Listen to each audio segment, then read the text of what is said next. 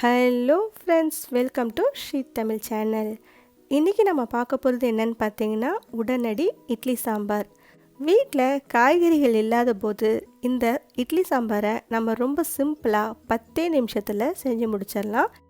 அதிகம் காரம் மசாலா சாப்பிடாத குழந்தைங்க பெரியவங்களுக்கு இந்த சாம்பார் ரொம்பவே பிடிக்கும். இட்லி முக்கியமாக தோசை கூட ஒரு அட்டகாசமான காம்பினேஷன் இது. வாங்க இதை எப்படி செய்யலான்னு பார்க்கலாம். முதல்ல அரை கப் பாசிப்பருப்பு எடுத்துக்கோங்க. இப்போ இது கூட ஒரு டேபிள் ஸ்பூன் மசூர் பருப்பு இல்லைனா துவரம் பருப்பு எடுத்துக்கோங்க. 2-3 தடவை நல்லா கழுவி எடுத்துக்கோங்க. இப்போ இந்த பருப்பை ஒரு குக்கருக்கு மாற்றிடலாம். இப்போ இது கூட ஒரு 15 சின்ன வெங்காயத்தை 2 நறுக்கி சேர்த்துக்கோங்க.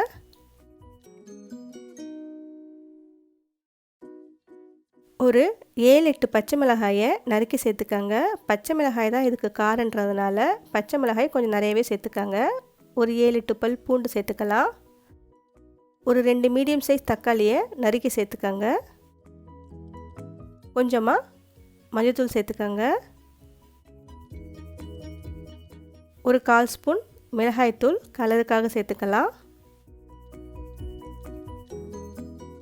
ஒரு 1/4 ஸ்பூன் சோம்பு சேர்த்துக்கோங்க. பருப்பு மூழ்கிற அளவுக்கு தண்ணி சேர்த்துக்கோங்க. கல்லுப்பு 1 ஸ்பூன் சேர்த்துக்கோங்க. தேவைப்பட்டால் கடைசியில் சேர்த்துக்கலாம். கொஞ்சமாக கொத்தமல்லி வாசனைக்காக. இப்போ இந்த குக்கரை மூடி போட்டு ஒரு 2-3 விசில் மீடியம் ஃப்ளேமில் வேக வச்சு எடுத்துக்கோங்க. குக்கர்லேருந்து ஸ்டீம் எல்லாம் இறங்கினதுக்கு அப்புறமா ஓப்பன் பண்ணி பார்த்தீங்கன்னா உங்களுக்கு பருப்பு நல்லா சாஃப்டாக வெந்திருக்கும். ஒரு கரண்டியை வச்சு லேசாக மசிச்சுக்கோங்க. ரொம்பவும் குழன்னு மசிச்சிட வேண்டாம். பருப்பு அங்கங்கே தெரியணும், அந்த மாதிரி மசிச்சு எடுத்துக்கோங்க. பாருங்கள், இந்த கன்சிஸ்டன்சியில் இருந்தால் நமக்கு சரியாக இருக்கும். இப்போ இந்த பருப்பில் நாம் தேவையான அளவுக்கு தண்ணியை சேர்த்துக்கலாம். தண்ணியை நல்லா சுட வச்சு அதுக்கப்புறமா சேர்த்துக்கோங்க. பச்சை தண்ணி சேர்த்திங்கன்னா உங்களுக்கு சாம்பாரோட டேஸ்ட்டே மாறிடும். உங்களோட கன்சிஸ்டன்சிக்கு ஏற்ற மாதிரி தண்ணி கூட குறைய சேர்த்துக்கலாம். இந்த சாம்பார் கொஞ்சம் நேரம் ஆனவுடனே கட்டியாகும் அப்படின்றதுனால அதுக்கேற்ற மாதிரி தண்ணி கூட குறைய சேர்த்துக்கோங்க. தேவையான அளவுக்கு தண்ணி சேர்த்து நல்லா கலந்து விட்டுட்டு நாம் இதை அடுப்பில் வச்சு கொதிக்க வச்சுக்கலாம். ஒரு 3-5 நிமிஷம் மீடியம் ஃப்ளேமில் நல்லா கொதிக்க விடுங்க. பார்த்திங்கன்னா சாம்பார் நமக்கு கொதிச்சுக்கிட்டு இருக்கு. இப்போ அதுக்குள்ளே நாம் தாளிப்பு ரெடி பண்ணிக்கலாம். அதுக்கு ஒரு பேனில் ஒரு 2 டேபிள் ஸ்பூன் எண்ணெய் சேர்த்துக்கோங்க. எண்ணெய் லேசாக சூடானதும் ஒரு அரை ஸ்பூன் கடுகு போட்டு தாளிச்சுக்கோங்க. ஒரு அரை டேபிள் ஸ்பூன் உளுத்தம்பருப்பு சேர்த்துக்கோங்க.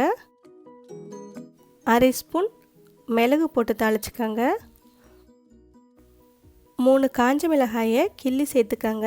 இந்த சாம்பாருக்கு மிளகோட ஃப்ளேவரும் காஞ்ச மிளகாயோட ஃப்ளேவரும் தான் ரொம்ப முக்கியம். அதனால் மறக்காமல் சேர்த்துக்கோங்க. கொஞ்சமாக கருவேப்பிலை சேர்த்துக்கோங்க. ஒரு 1/4 ஸ்பூன் பெருங்காயம் சேர்த்துக்கோங்க. வீடியோவில் மிஸ் ஆகிடுச்சு. இப்போ இது எல்லாத்தையும் சேர்த்து நாம் ஒரு முறை நல்லா வதக்கி விட்டுட்டு லேசாக மிளகாய் செவந்ததுக்கப்புறமா நாம் இதை அப்படியே சாம்பாரில் சேர்த்துடலாம். தாளிப்பு சேர்த்ததுக்கப்புறமா ஒரு 2 நிமிஷத்துக்கு மட்டும் சாம்பாரை கொதிக்க விட்டு ஸ்டவ் ஆஃப் பண்ணிடலாம். கடைசியாக தேவையான அளவுக்கு கொத்தமல்லி இலை சேர்த்துக்கோங்க. அவ்வளவுதான். சுட சுட இந்த சாம்பாரை இட்லி முக்கியமாக தோசையோடு சேர்த்து கொடுத்து பாருங்கள். ரொம்பவே விரும்பி சாப்பிடுவாங்க. ஓகே ஃப்ரெண்ட்ஸ், இந்த ரெசிபியை நீங்கள் வீட்டில் ஒரு முறை ட்ரை பண்ணி பார்த்துட்டு எப்படி இருக்குன்னு சொல்லுங்கள். தேங்க்ஸ் ஃபார் வாட்சிங்.